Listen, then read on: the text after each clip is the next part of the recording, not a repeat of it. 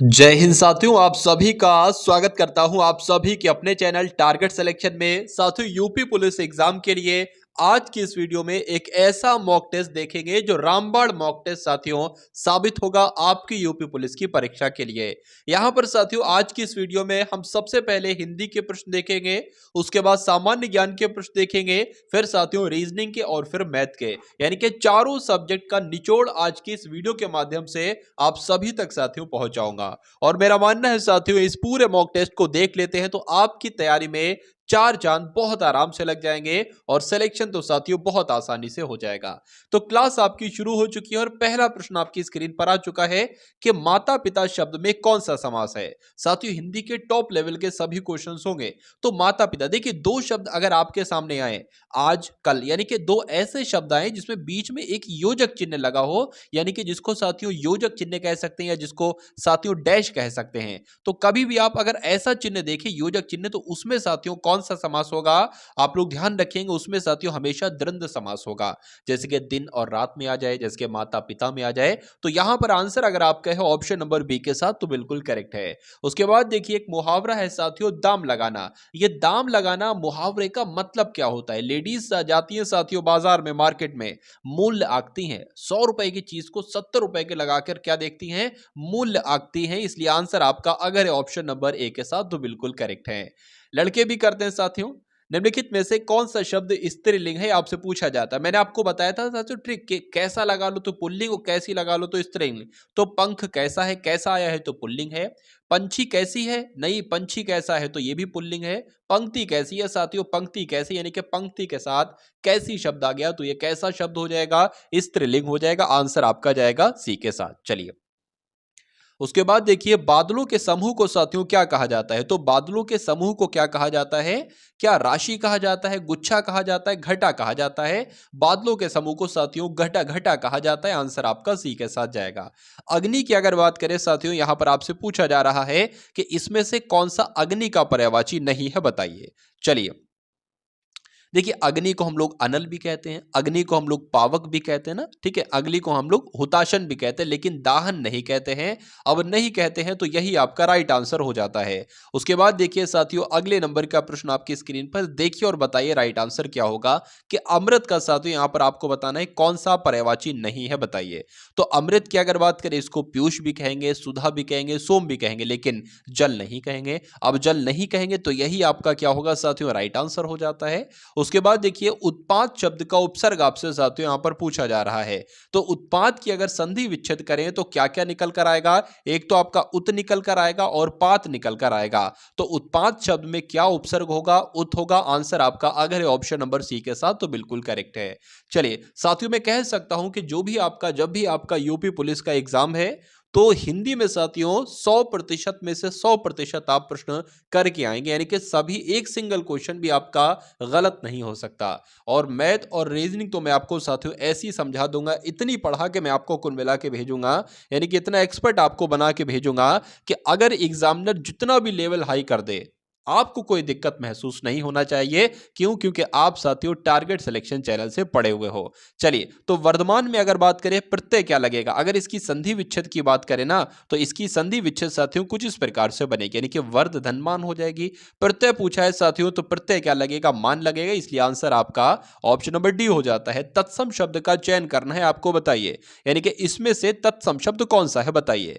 तो देखिए मैं आपको बता देता हूं तत्सम शब्द कौन सा है। जो अग्निष्ठिका है ना, ये कैसा शब्द है? ये एक तत्सम शब्द है, आपको मालूम होना चाहिए। आंसर आपका सी जाएगा। उसके बाद देखिए इसमें भी आपसे पूछा जा रहा है कि तत्सम शब्द इसमें से कौन सा है। तो इसमें से तत्सम शब्द कौन सा है साथियों? आमलक जो शब्द है ये आपका तत्सम शब्द है। आंसर आपका सी हो जाएगा। उसके बाद फिर से देखिए इसमें भी आपको बताना है कि इसमें से तत्सम शब्द कौन सा है। तो उत्साह साथियों अगर बात करें ना, यहां पर ऑप्शन नंबर सी में जो लिखा हुआ है ये उत्साह एक तत्सम शब्द होता है। आंसर आपका सी के साथ। कैची किस भाषा का शब्द है आपसे पूछा जा रहा है साथियों? तुर्की का, पश्तो का, जापानी का या अरबी का? तो कैची साथियों बहुत तेज तेज चलती है। तो किस भाषा का शब्द है साथियों? तुर्की भाषा का शब्द है। आंसर आपका ए हो जाता है। अगर बात करें साथियों उद्गम, यहां पर लिखा हुआ है सही तरीके से नहीं, तो उद्गम शब्द में उपसर्ग अगर आपसे पूछा जाए तो उद्गम की अगर बात करें तो साथियों उद आपका हो जाएगा और क्या हो जाएगा? गम हो जाएगा। उपसर्ग की बात की गई है, उद साथियों कहां पर लिखा हुआ है? ऑप्शन नंबर डी में लिखा हुआ है, तो आंसर आपका डी हो जाएगा। ये बहुत बढ़िया, वेरी गुड क्लास। साथियों, चैनल को आप सभी लोगों ने अगर सब्सक्राइब ना किया हो तो चैनल को तुरंत सब्सक्राइब करके बेल आइकन पर क्लिक कर लीजिए, क्योंकि एग्जाम अगर पास करना चाहते हैं तो ये क्लासेस आपको एग्जाम तक देखना होंगी, और एग्जाम तक अगर आप ये क्लास देख लेते हैं तो कोई दो सवाल ही नहीं पैदा हो सकता कि एग्जाम क्लियर भी हो सकता है या नहीं क्लियर हो सकता। बहुत आराम से आपका एग्जाम क्लियर हो जाएगा अगर एग्जाम तक आपने मेहनत तरीके से साथियों इन सभी क्लासेस को देख लिया। हृदयहीन का विपरीत आपसे पूछा जा रहा है साथियों। तो राइट आंसर की अगर बात करें, हृदयहीन का विलोम आपका जो होगा वो सहृदय होगा, ये आपको ध्यान रखना है। ये हृदय युक्त नहीं होगा साथियों, क्या होगा? सहृदय होगा। आंसर आपका ऑप्शन नंबर बी के साथ जाएगा। अब उसके बाद देखिए कि पूर्णिमा शब्द का साथियों विलोम अगर आपसे पूछा जाए तो पूर्णिमा का विलोम क्या होता है साथियों? अमावस्या होता है। आंसर आपका ऑप्शन नंबर सी है, तो बिल्कुल करेक्ट है। चलिए, उसके बाद देखिए कि हिंदी भाषा में वे कौन सी ध्वनियां हैं जो स्वतंत्र रूप से बोली जाती हैं और लिखी जाती हैं? तो स्वतंत्र रूप से साथियों बोली जाती हैं और लिखी जाती है, क्या आपको ध्यान रखना है साथियों, जो स्वर होते हैं ना, ये स्वतंत्र रूप से बोले जाते हैं और लिखे जाते हैं। तो ये साथियों प्रश्न आपके एग्जाम के लिए बहुत इंपॉर्टेंट है। उसके बाद देखिए अगले नंबर का प्रश्न आपकी स्क्रीन पर है। यहां पर अगर बात करें साथियों, पूछा जा रहा है कि तैरने की इच्छा रखने वाले के लिए एक शब्द आपसे पूछा जा रहा है, बताइए।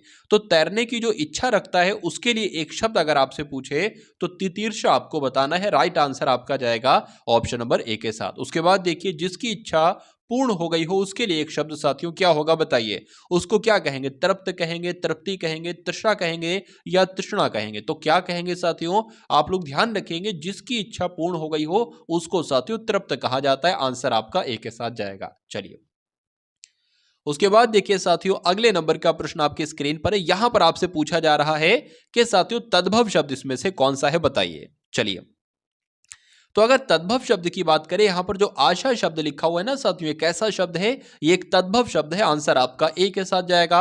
उसके बाद देखिए अगले नंबर का प्रश्न आपकी स्क्रीन पर, यहां पर आपसे पूछा जा रहा है कि तद्भव शब्द कौन सा है। 19 नंबर वाला भी प्रश्न था, तद्भव कौन सा है, यहां पर भी कौन सा है। तो जो कपूर लिखे ना, कपूर, ये आपका साथियों इसमें से तद्भव शब्द है। आंख का यानी कि आंख शब्द का तत्सम शब्द अगर आपसे पूछा जाए तो आप क्या राइट आंसर बताओगे, बताइए। चलिए, तो आप लोग ध्यान रखेंगे आंख का तत्सम शब्द क्या होता है? अर्क होता है। आंसर आपका एक बी के साथ जाएगा। उसके बाद देखिए विशेषण किस शब्द की विशेषता बताते हैं, बताइए। देखिए, दो बातें आपको ध्यान रखना है, एक विशेषण आपको ध्यान रखना है और विशेष आपको ध्यान रखना है। जैसे कि मैंने बोला मोटा आदमी, मैंने यहां पर दो शब्द बोले, मोटा आदमी। यहां पर जो मोटा है शब्द वो क्या है? वो विशेषण है। यहां पर जो आदमी शब्द है वो विशेषता है। यानी कि जिस शब्द की विशेषता बताई जाती है वो विशेष शब्द कहलाए जाते हैं, और जिन शब्द के द्वारा विशेषता बताई जाती है वो आपके विशेषण शब्द कहलाए जाते हैं। जैसे कि ऊंचा पहाड़, तो पहाड़ यहां पर क्या हो गया? विशेष्य हो गया, और ऊंचा क्या हो गया? विशेषता हो गई, क्योंकि पहाड़ की विशेषता किस शब्द ने बताई? ऊंचे ने बताई। तो जिस शब्द के द्वारा विशेषता बताई जाती है उसे विशेषण कहते हैं। ये बात आपको साथियों ध्यान रखना है। तो यहां पर अगर बात करें विशेषण किस शब्द की विशेषता बताते हैं, तो देखिए ऊंचा पहाड़ मैंने यहां पर बोला।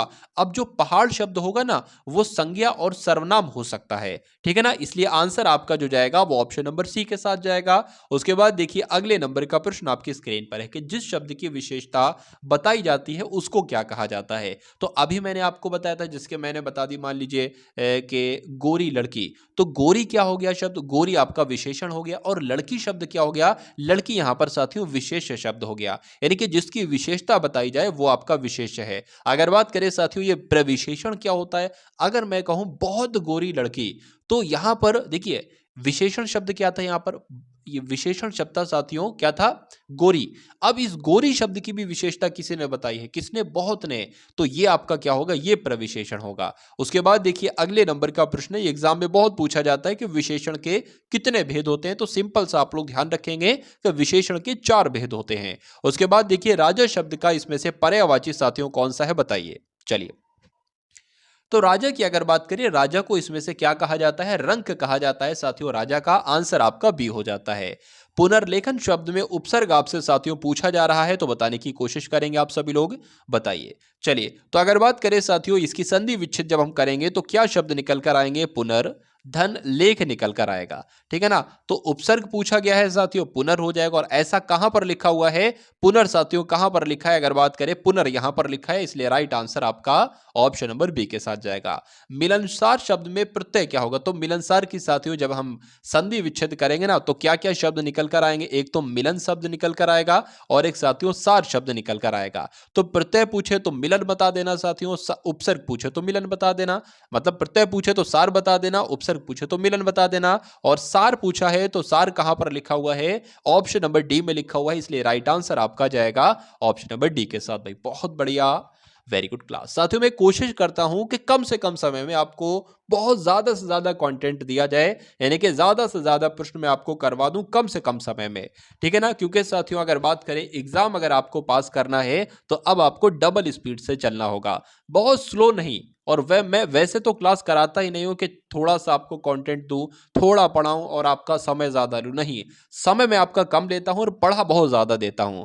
चलिए चौकोर की अगर बात करें, चौकोर शब्द में आपसे पूछा जा रहा है समास क्या है। देखिए किसी भी शब्दों को आपको पढ़कर ऐसा लगे कि इसमें कोई संख्यावाचक शब्द आ रहा है, शुरू में क्या आ रहा है? संख्यावाचक, यानी कि कोई संख्या आ रही है, जैसे कि चौकोर है, तिराहा है, चौराहा है, तो वो हमेशा साथियों उस शब्द में हमेशा कौन सा समास होगा? हमेशा साथियों उस शब्द में द्विगु समास होगा, ये आपको ध्यान रखना है। आंसर आपका ऑप्शन नंबर बी के साथ जाएगा। ठन गोपाल साथियों ये एक मुहावरा है, और इस मुहावरे का मतलब क्या होता है? धनवान तो नहीं होता है, शक्तिशाली भी नहीं होता है साथियों, क्या होता है? खोखला होता है। आंसर आपका बी के साथ जाएगा। भाई बहुत बढ़िया, वेरी गुड क्लास। चलिए साथियों वीडियो को आप सभी लोग एक बार क्या कर देंगे? लाइक कर देंगे। जिन लोगों ने भी वीडियो को लाइक ना किया हो, एक बार आप सभी लोग साथियों वीडियो को लाइक कर देंगे, ये मेरी आपसे रिक्वेस्ट है। कनक कनकते 100 गुनी मादकता अधिकाय, इसमें अलंकार साथियों कौन सा है? तो यहां पर कौन सा अलंकार है साथियों? यमक अलंकार है, आप सभी लोग जानते हैं। औंधी खोपड़ी उल्टा मत आपसे पूछा जा रहा है, इसका मतलब क्या होता है बताइए।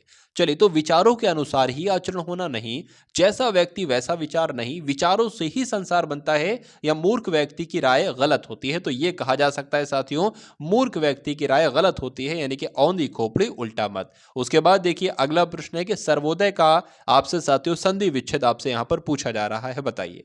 चलिए तो सर्वोदय का अगर संधि विच्छेद की बात करेंगे तो सर्वधन उदय कहां पर लिखा हुआ है? ऑप्शन नंबर बी में लिखा हो, इसलिए राइट आंसर आपका ऑप्शन नंबर बी के साथ जाएगा।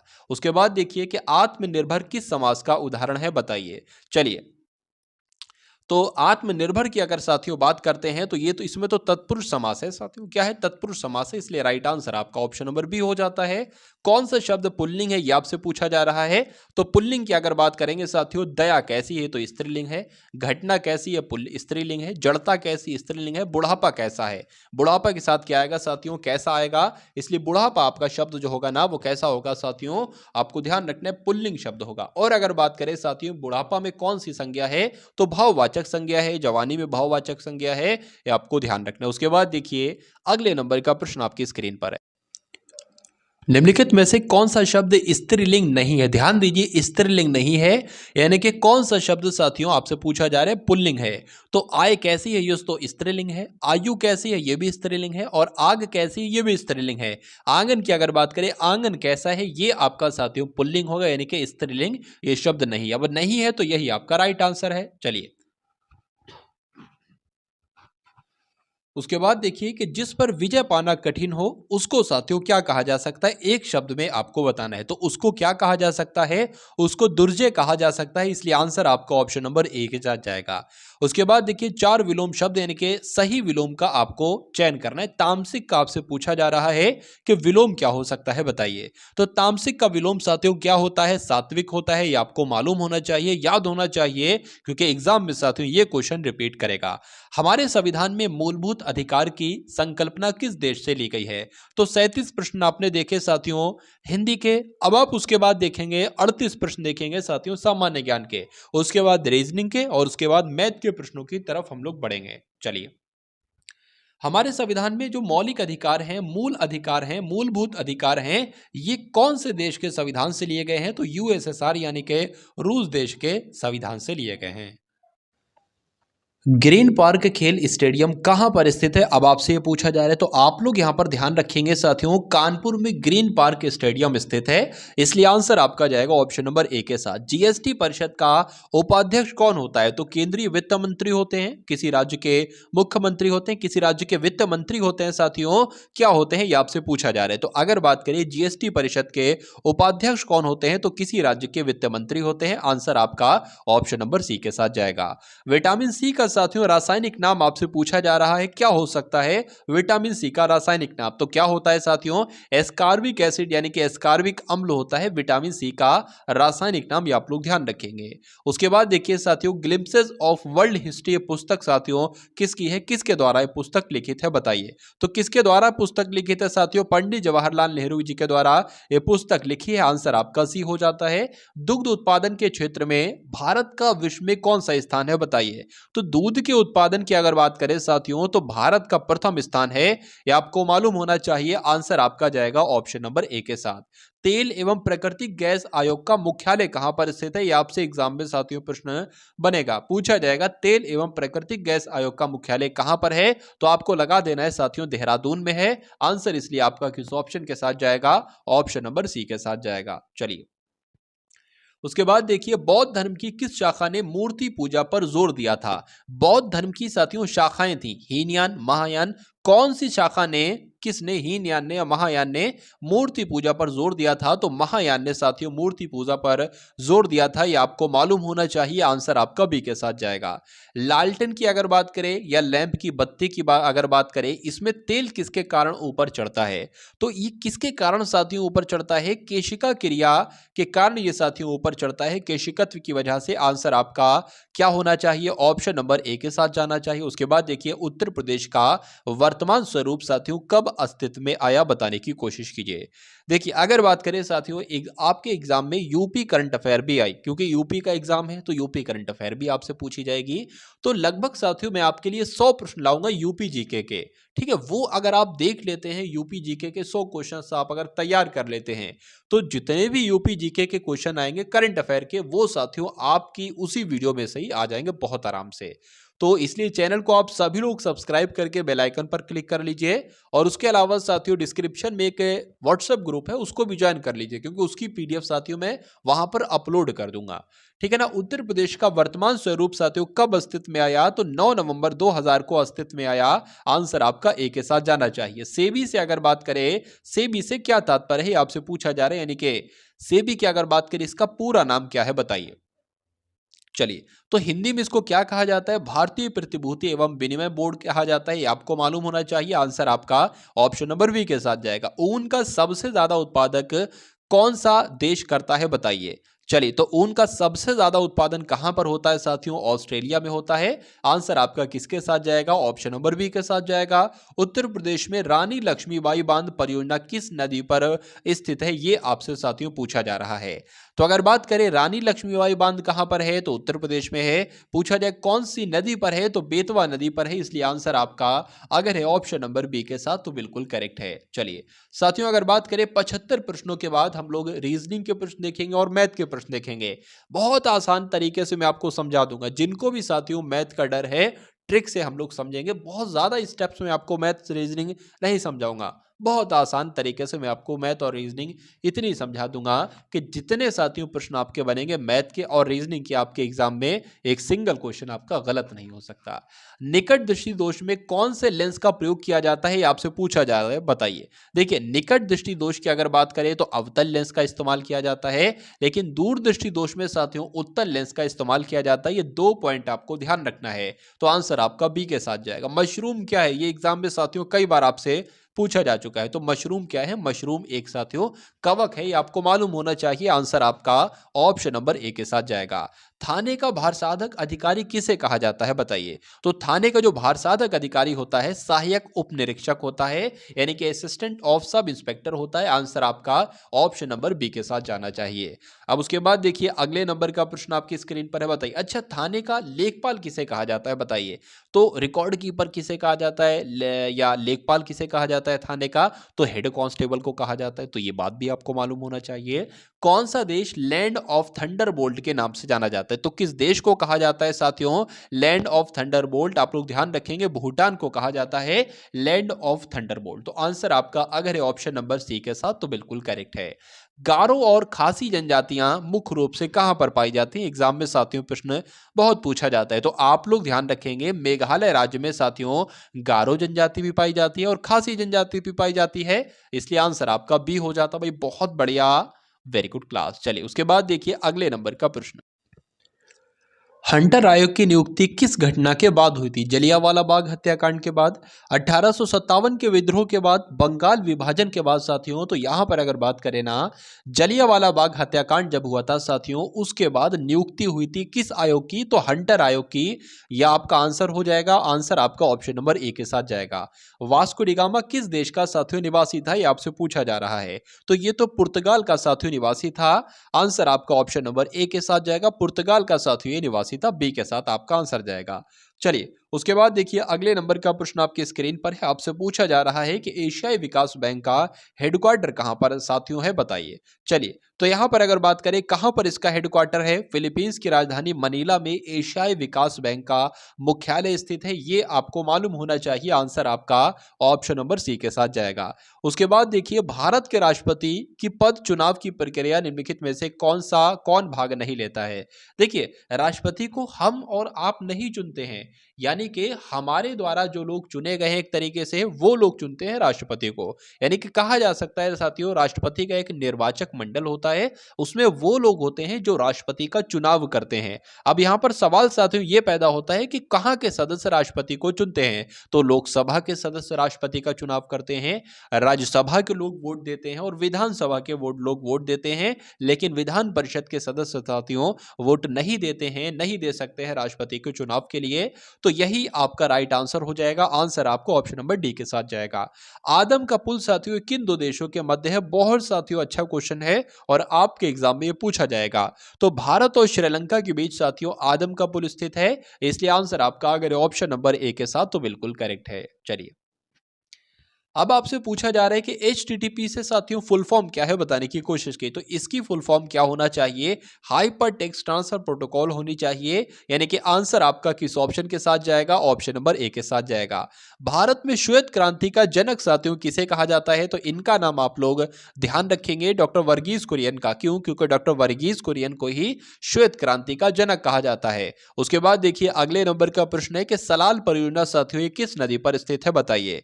तो सलाल परियोजना की अगर बात करें किस नदी पर स्थित है, तो ये साथियों चिनाब नदी पर स्थित है, इसलिए राइट आंसर आपका ऑप्शन नंबर सी हो जाता है। सार्क का सचिवालय कहां पर है, बताइए। तो सार्क का सचिवालय कहां पर स्थित है साथियों? काठमांडू में स्थित है। ये आपको ध्यान रखना है। आंसर आपका ऑप्शन नंबर सी के साथ जाएगा। और एक अच्छा क्वेश्चन देखिए कि सितार और तबले का आविष्कारक किसे माना जाता है, बताइए। तो सितार और तबले का आविष्कारक किसे माना जाता है? अमीर खुसरो को माना जाता है, इसलिए राइट आंसर आपका जो जाएगा वो ऑप्शन नंबर ए के साथ जाएगा। तो जिनका आंसर यहां पर ए है बिल्कुल करेक्ट है। उसके बाद देखिए आर्यों की विस्तृत जानकारी हमें किस वेद से होती है? आपने चारों वेदों को पढ़ा होगा साथियों, मतलब इनसे संबंधित जो प्रश्न बनते हैं उनके बारे में आपको मालूम होना चाहिए। अगर बात करें साथियों आर्यों की हमें जानकारी कौन से वेद से मिलती है, तो ऋग्वेद से मिलती है। ये आप ध्यान रखिए। आंसर आपका ए के साथ जाएगा। पाकिस्तान शब्द के जन्मदाता कौन है? ये बहुत इंपॉर्टेंट क्वेश्चन है साथियों। तो नाम आपको किसका याद रखना है? चौधरी रहमत अली का नाम आपको ध्यान रखना है। क्यों? क्योंकि ये पाकिस्तान शब्द के जन्मदाता थे। अब पाकिस्तान जैसे देश के जन्मदाता हैं तो साथियों इनका नाम तो आपको मालूम होना चाहिए, क्योंकि ये आपसे एग्जाम में पूछा जा सकता है। खैर चलिए उसके बाद देखिए अगला प्रश्न है कि सविनय अवज्ञा आंदोलन किस वर्ष आरंभ किया गया? ये आपसे पूछा जा रहा है, बताइए। तो सविनय अवज्ञा आंदोलन साथियों कब शुरू किया गया था? 1930 में शुरू किया गया था, इसलिए आंसर आपका सी के साथ जाएगा। उसके बाद देखिए भारतीय संविधान सभा की प्रारूप समिति के सदस्यों की संख्या कितनी थी, बताइए। तो उसमें कितने साथियों सदस्य थे? 7 सदस्य थे। ये आपको मालूम होना चाहिए। आंसर आपका सी के साथ जाएगा। चौथ नामकर किसके द्वारा दिया जाता है? बताइए किसके द्वारा लिया जाता है? तो अगर बात करें चौथ नाम का कर साथियों किसने लगाया था, तो अगर बात करें साथियों आप लोग ध्यान रखेंगे मराठे की अगर बात करें इस क्वेश्चन का राइट आंसर है। यानी कि चौथ नामक कर किसके द्वारा लिया जाता था, तो मराठों के द्वारा लिया जाता था। और उसके बाद देखिए poverty and un British rule in India के लेखक साथियों कौन है, तो इस पुस्तक के लेखक कौन है? दादा भाई नौरोजी इस पुस्तक के लेखक है। आंसर आपका अगर है ऑप्शन नंबर बी के साथ तो बिल्कुल करेक्ट है। चलिए, तमिलनाडु में स्थित नटराज की मूर्ति निम्न में से किसको समर्पित है? तो अगर आपसे एग्जाम में पूछ लिया जाए कि नटराज की मूर्ति भाई किस राज्य में स्थित है, तो तमिलनाडु में स्थित है। पूछा जाए ये किसको समर्पित है, तो साथियों शिव को समर्पित है। इसलिए आंसर आपका जाएगा ऑप्शन नंबर ए के साथ। चलिए, निम्न में से किसके राज्यरोहण के वर्ष से शक संवत का आरंभ हुआ? बताइए। तो यहां पर आपसे पूछा जा रहा है किसके राज्यरोहण से, तो आप लोग ध्यान रखेंगे साथियों कनिष्क के राज्यरोहण के वर्ष से ही शक संवत का आरंभ माना जाता है। इसलिए आंसर आपका ऑप्शन नंबर ए के साथ जाएगा। दलाल स्ट्रीट साथियों ये कहां पर स्थित है, तो दलाल स्ट्रीट कहां पर स्थित है? मुंबई में स्थित है।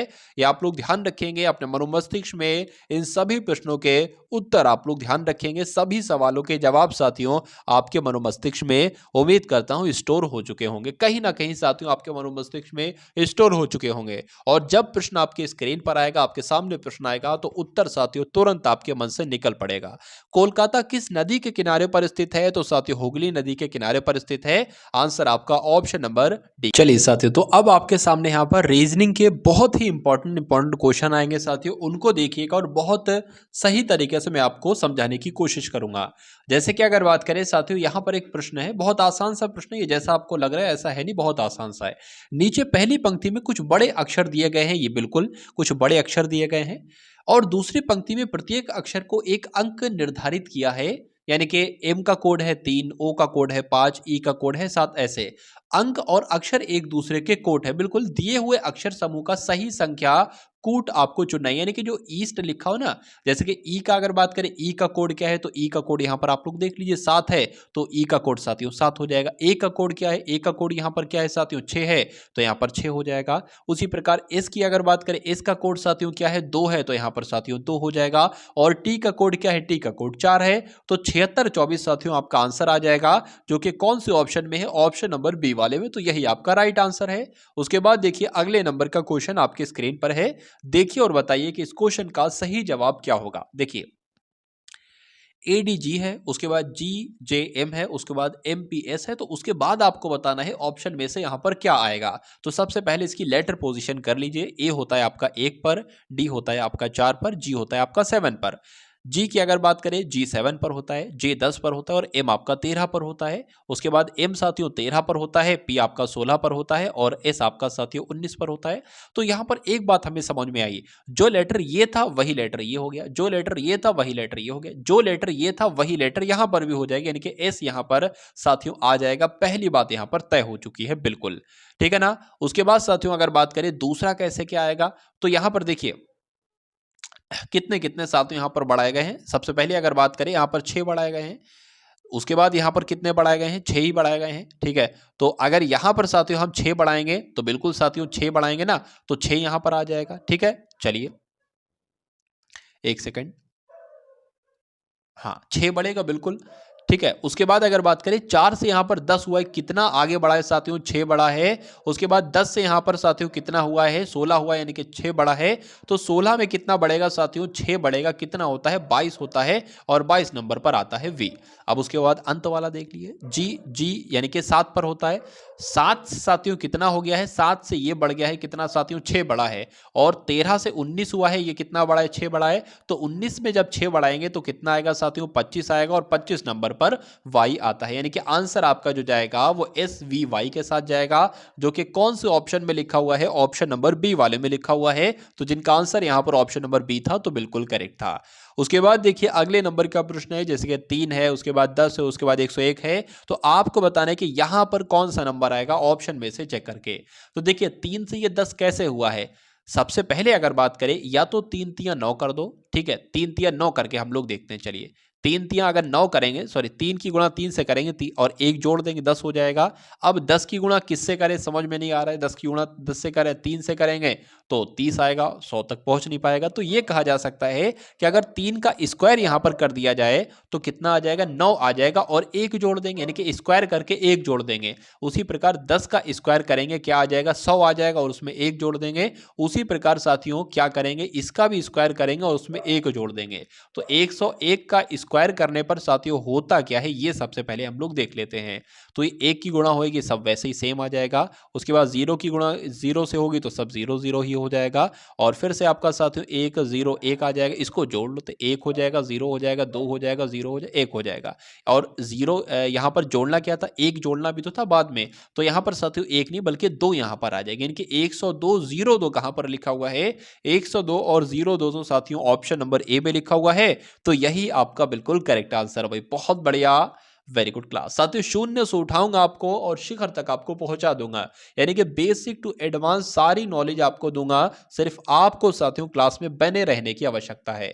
उसके बाद देखिए, दिए गए विकल्पों में से वह शब्द चुनना है आपको जो निम्नलिखित अक्षरों से नहीं बनाया जा सकता। तो इसमें से कौन सा ऐसा शब्द है जो इनमें इन अक्षरों की, इन लेटर्स की मदद से नहीं बनाया जा सकता। क्या साथियों ये बनाया जा सकता है, NAI क्या यहां पर है, तो N भी है, A भी है, I भी है, ठीक है।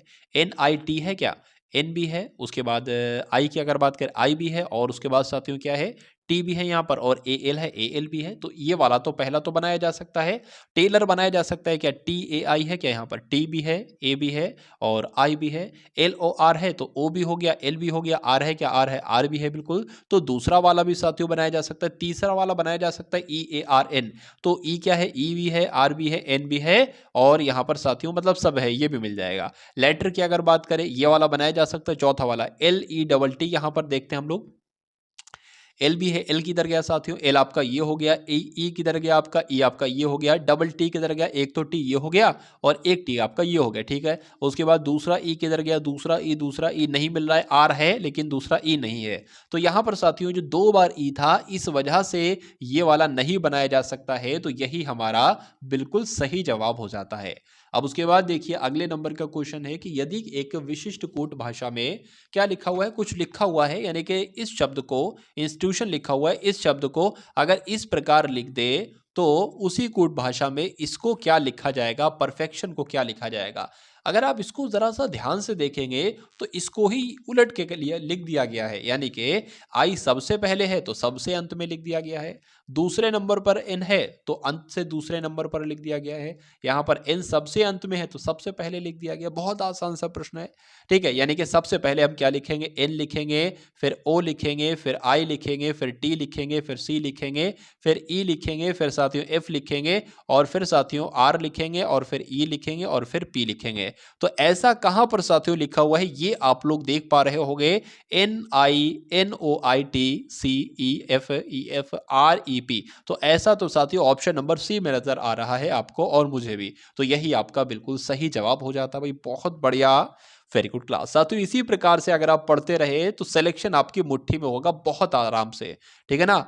बहुत आराम से साथियों वैकेंसी में एक सीट आपको बहुत आराम से मिल जाएगी। चलिए, उसके बाद देखिए, प्लस का अर्थ है घटाना, बिल्कुल। और उसके बाद यहां पर क्या लिखा है, यहां पर साथियों माइनस है, माइनस का अर्थ है गुणा करना, बिल्कुल सही बात है। उसके बाद लिखा है यहां पर जो है ना वो भाग का निशान है, भाग का अर्थ है जोड़ना और गुणा का अर्थ है विभाजित करना। तो इसको आपको कैलकुलेट करना है, यानी कि जहां पर गुणा दिखे तो देखो भाई गुणा का क्या अर्थ है वो लगा दोगे।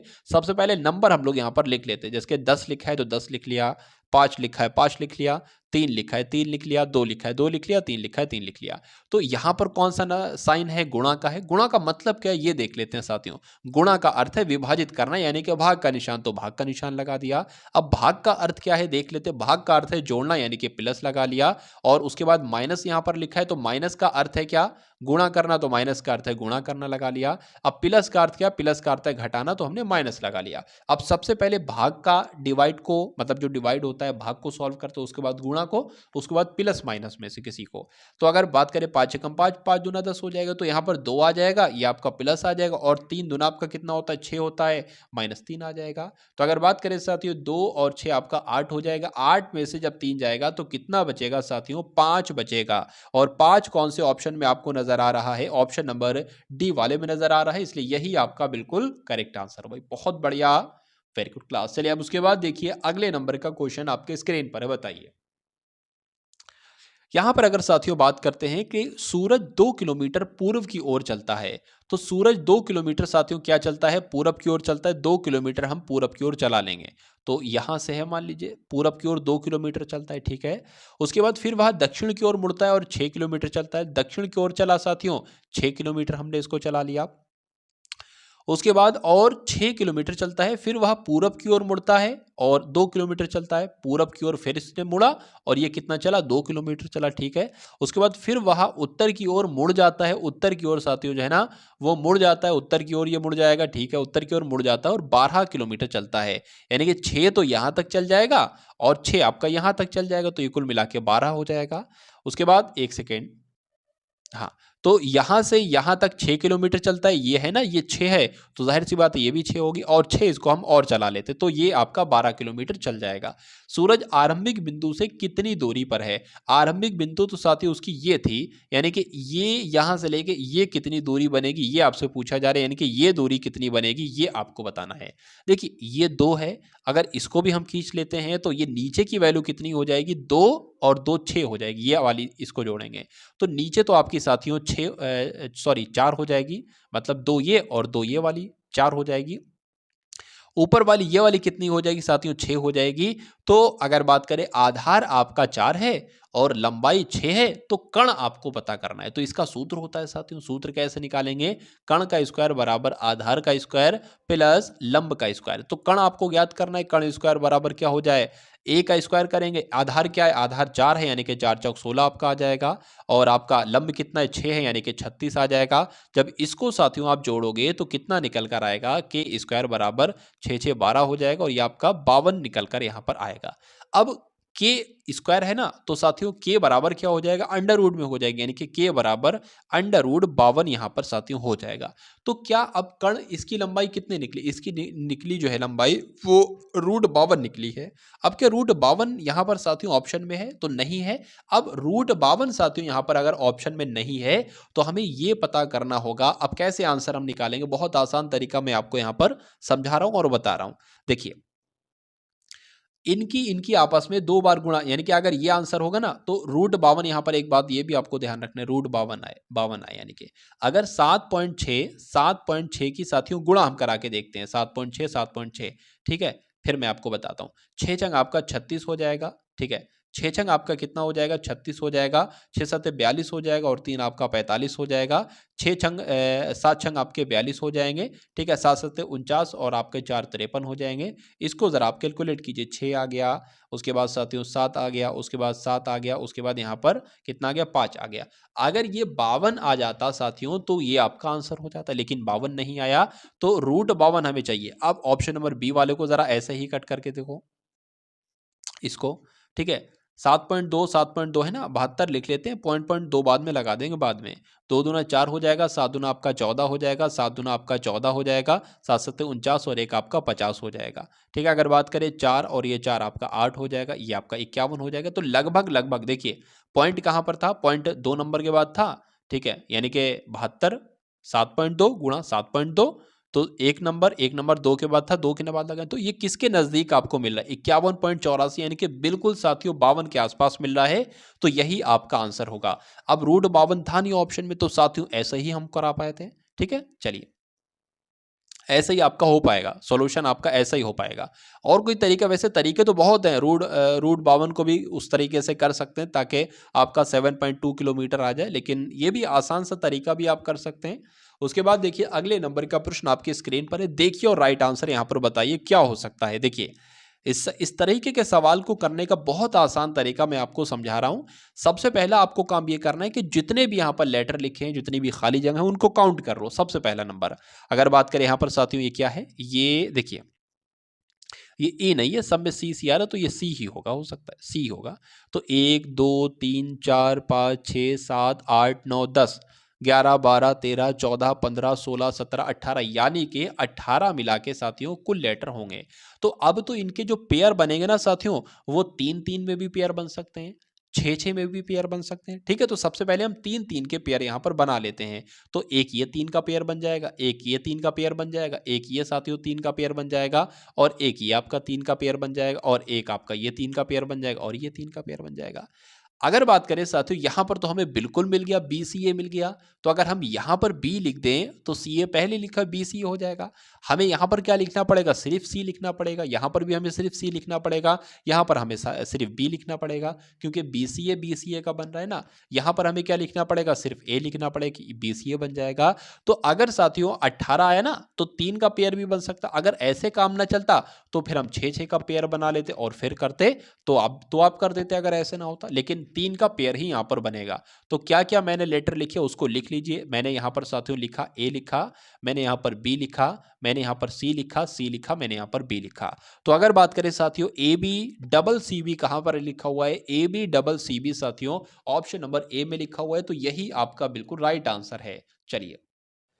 चलिए साथियों, अब उसके बाद देखिए इस टाइप का भी क्वेश्चन आपका एक आपके एग्जाम में पूछा जाएगा कि कुछ शब्द आपको दे दिए जाएंगे और कहा जाएगा कि इन शब्दों को अगर अंग्रेजी शब्दकोश में आपको क्रम के अनुसार लगाना है तो कैसे लगाओगे, यानी कि डिक्शनरी में ये शब्द कैसे होंगे।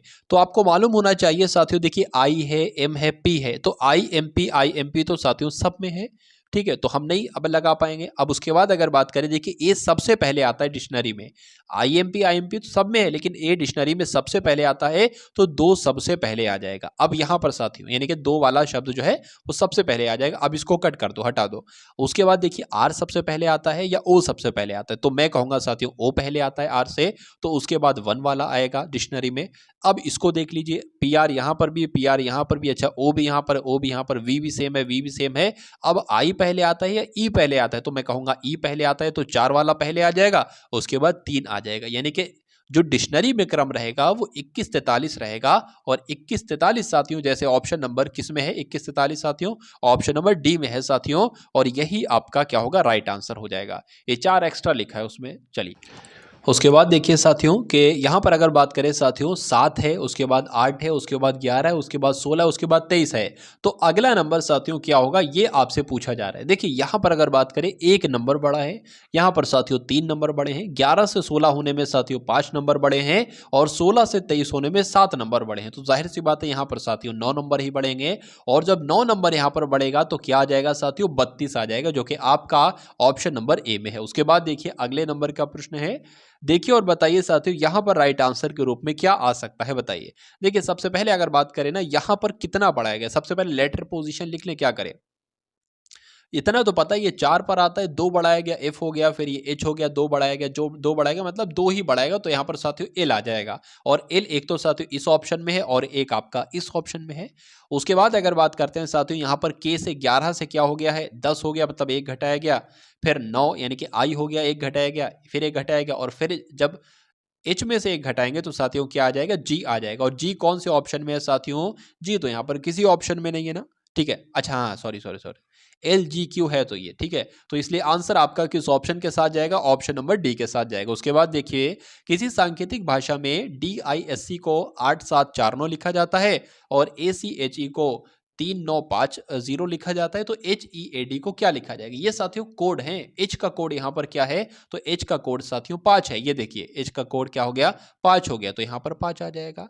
ई का कोड की अगर बात करें तो ई कहाँ पर है, ई यहाँ पर है, ई का कोड साथियों 0 होता है, तो 0 आ गया। ए का कोड क्या है, ए का कोड साथियों ये आप लोग देख सकते हैं 3 है, तो यहाँ पर 3 आ गया। डी का कोड क्या है, डी ये है साथियों, डी का कोड आपका 8 हो जाएगा, तो 5038 आपका आंसर जाएगा, जो कि ऑप्शन नंबर सी में है, और यही आपका राइट आंसर है। उसके बाद देखिए नेक्स्ट नंबर का क्वेश्चन, कि निम्नलिखित आकृतियों में से उस आकृति को चुनना है जो अन्य आकृतियों से बिल्कुल अलग है। यहां पर देखिए अगर बात करें क्या मामला चल रहा है, यहां पर ये एरो जो है ना साथियों ऐसे घूम रहा है, देखिए ऐसे, ये ऐसे करके इस टाइप से मतलब एरो घूम रहा है, तो ये ऐसे गया, उसके बाद ऐसे चल के साथियों ये एरो इधर आ गया, और इधर ऐसे चल के साथियों ये एरो इधर आ गया। तो अब एरो ऐसे घूम के इधर की तरफ जाना चाहिए था, ठीक है, और ये अपोजिट आ रहा है, तो सबसे अलग इसमें से कौन सा होगा, ऑप्शन नंबर डी वाला होगा, तो यही आपका साथियों राइट आंसर है। उसके बाद देखिए अगले नंबर का प्रश्न आपकी स्क्रीन पर है। चलिए कहा जा रहा है कि 1 जनवरी को शुक्रवार है, तो एक अधिवर्ष में मार्च का प्रथम दिन साथियों क्या होगा, आपसे पूछा जा रहा है। अगर बात करें साथियों, यहाँ पर 1 जनवरी को शुक्रवार है और अधिवर्ष कहा गया यानी कि फरवरी साथियों 29 दिन की होगी। तो 1 जनवरी को शुक्रवार है, ठीक है भाई साहब, 1 जनवरी को शुक्रवार हो गया। बाकी के पूरे जनवरी, वैसे तो जनवरी 31 की होती है, 1 जनवरी हट गया तो 30 दिन आपके जनवरी के हो गए, 29 दिन आपके फरवरी के हो गए। और उसके बाद लिखा है कि मार्च का प्रथम दिन क्या होगा, मार्च का प्रथम दिन, मार्च का आपका 1 दिन हो गया। इस तरीके का सवाल आएगा तो ऐसा ही आप करोगे। कितने हो गए, 30 और 59 और 1 60 हो गए, यानी कि कुल मिला के 60 दिन हो गए। 60 को 7 से आप विभाज्य करोगे, 7 अट्ठी 56 जाएगा। विषम दिनों की संख्या कितनी है, 4 है। तो अब शुक्रवार में साथियों 4 मिला दोगे, यानी कि शुक्रवार में 4 दिन आगे कर दोगे। तो शुक्रवार, शनिवार, रविवार, सोमवार, मंगलवार, ठीक है ना। मंगलवार आपका आ गया, तो मंगलवार आपका साथियों राइट आंसर हो जाएगा। बहुत बढ़िया, वेरी गुड क्लास। चलिए अब उसके बाद देखिए नेक्स्ट नंबर का क्वेश्चन आपकी स्क्रीन पर है, बताइए। यहां पर अगर साथियों बात करें कि मेरी कक्षा में सभी विद्यार्थी बुद्धिमान हैं, ठीक है, दिए गए कथनों में से कौन सा निष्कर्ष निकाला जा सकता है, ये आपसे साथियों पूछा जा रहा है। अगर बात करें मेरी कक्षा में सभी विद्यार्थी बुद्धिमान हैं, ठीक है, उसके बाद लिखा है कि अक्षय बुद्धिमान नहीं है, यानी कि कहा जा सकता है अक्षय मेरी कक्षा का नहीं होगा। अक्षय के अतिरिक्त सभी बुद्धिमान है, ये ऐसा कहा गया है। अक्षय मेरी कक्षा का विद्यार्थी नहीं है, बुद्धिहीन विद्यार्थी नहीं है, या कुछ विद्यार्थी बुद्धिहीन नहीं है। देखिए इन दोनों कथनों के अकॉर्डिंग जो सबसे सही होगा ना, वो ये होगा, मेरी कक्षा के जितने भी विद्यार्थी, मान लीजिए 100 विद्यार्थी हैं तो सभी बुद्धिमान है, अक्षय बुद्धिमान नहीं है। इसका मतलब साथियों अक्षय जो है वो मेरी कक्षा का नहीं, आंसर आपका बी के साथ जाएगा। उसके बाद देखिए अगले नंबर का प्रश्न है साथियों, अभी हम लोगों ने रीजनिंग के कुछ इंपॉर्टेंट क्वेश्चन देखे, अब हम लोग देख लेते हैं साथियों मैथ के कुछ इंपॉर्टेंट चुनिंदा क्वेश्चन देख लेते हैं। यदि किसी संपत्ति के 4/5 भाग की कीमत 16,800 है, तो उसके 3/7 भाग की कीमत क्या होगी। तो मान लीजिए कोई संपत्ति है, ठीक है, मान लेते हैं एक्स मान लेते हैं। तो कोई संपत्ति के यानी कि का की जगह पर गुणा आ जाएगा, तो किसी संपत्ति के यानी कि एक्स के 4/5 भाग की कीमत कितनी दे रखी है, 16,800 दे रखी है।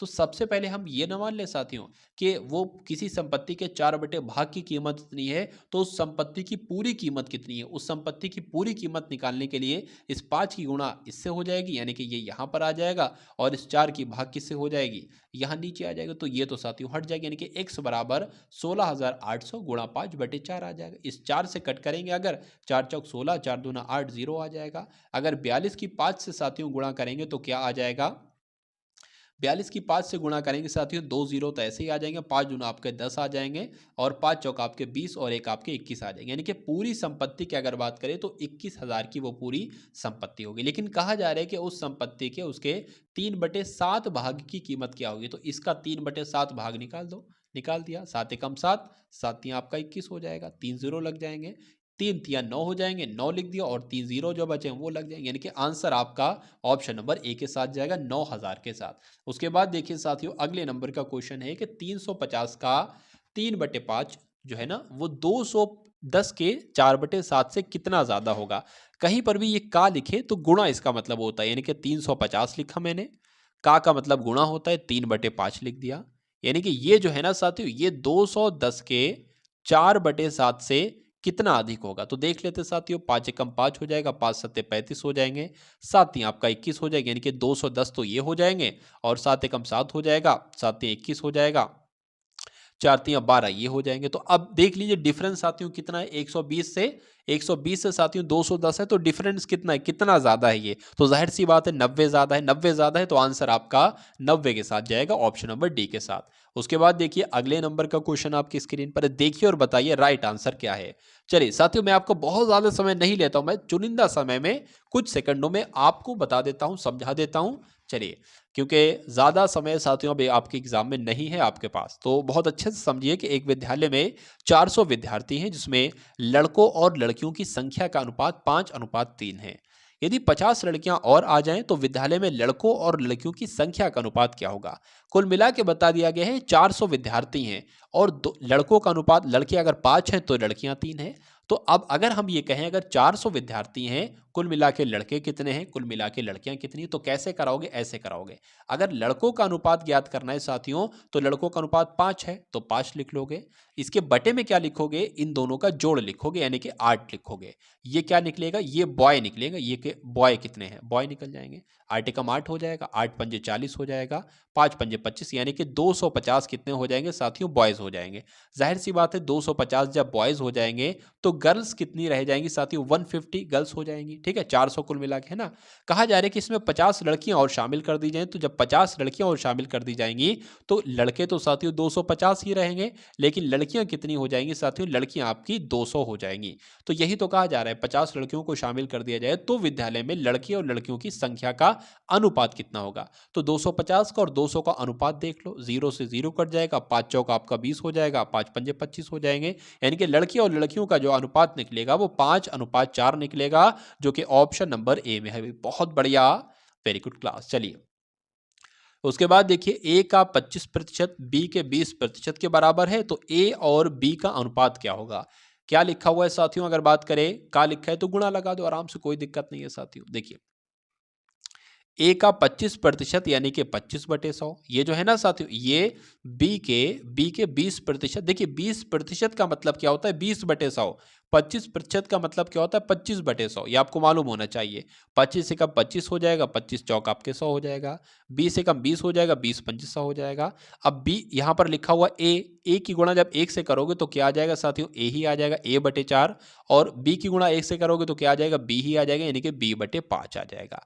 तो अगर बात करें साथियों, ये 4 चला जाएगा उधर और वो बी आ जाएगा इधर, यानी कि हो जाएगा आपका A/B बराबर 4/5, यानी कि ए और बी का अनुपात कितना निकला, 4:5 निकला। और यही आपसे साथियों पूछा जा रहा था। आंसर आपका जाएगा ऑप्शन नंबर बी के साथ। उसके बाद देखिए अगले नंबर का क्वेश्चन आपके स्क्रीन पर है, देखिए और बताइए राइट आंसर क्या होगा।